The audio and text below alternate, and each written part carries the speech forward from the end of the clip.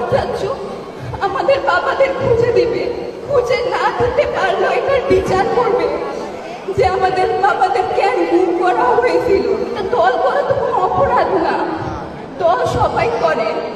এটার জন্য যেভাবে এভাবে গুম করে রাখবে এটা। আসসালামু আলাইকুম, আমি ইডি। আমার বাবার নাম পারভেজ হোসেন।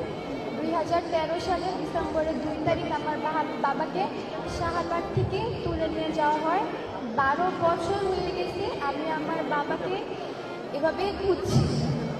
5 আগস্টের পরে আমাদের অনেক আশা ছিল যে আমরা আমাদের বাবাদের হয়তো এখন সময় হয়ে গেছে আমাদের বাবাদের ফেরত পাওয়ার, আমাদের চারজনের ফেরত পাওয়ার, কিন্তু এখন পর্যন্ত আমরা তাদের ফেরত তো আমি তাদের খোঁজও পাইনি। আমরা কবে তাদের খোঁজ পাবো? আমরা 5 দিন আগে আয়না ঘরে গেছিলাম, আমরা তুলিগুপ্তি আঁকিগুপ্তি আমরা সবাই। সেখানে যাওয়ার পর আমি আমার নামটা দেখতে পারি। আমার বাবা কত কষ্ট করে আমার নামটা লিখছে, হয়তো আমার বাবা অনেক কষ্ট হয়েছে নামটা লিখতে। আয়না ঘরে অনেক লেখা ওগুলো সব মুছে ফেলতে, স্বৈরাচার সরকার তো নাই, তাহলে কে বুঝবে এগুলো? আমরা কি আমাদের বাবাকে ফেরত পাবো না? আমরা কি স্বাধীন দেশে স্বাধীনভাবে হাঁটতে পারবো না?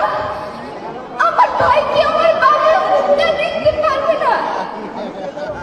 আমরা কবে বাবাদের ফেরত পাবো? আমাদের স্বপ্নগুলো কে পূরণ করবে?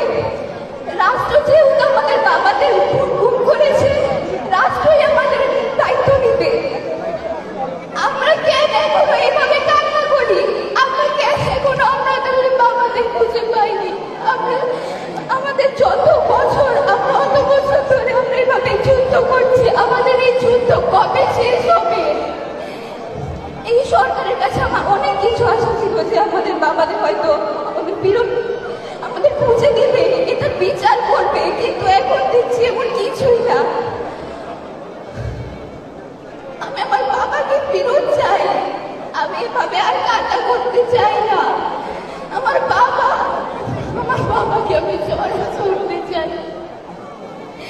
আমাদের সব স্বপ্ন কে পূরণ করবে? আমি আমার বাবাকে ফেরত চাই। আমি এই ঘুম শব্দটা দিয়ে আর থাকতে চাই না। এটা কেন নাম হয়ে গেছে আমাদের ঘুম পারভেজের মেয়ে। আমি আশা করি তারেক রহমান চাচু আমাদের বাবাদের খুঁজে দিবে, খুঁজে না দিতে পারলো এটার বিচার করবে যে আমাদের বাবাদের কেন গুম করা হয়েছিল। এটা দল করা তো কোনো অপরাধ না, দল সবাই করে। এটার জন্য যেভাবে এভাবে গুম করে রাখবে এটা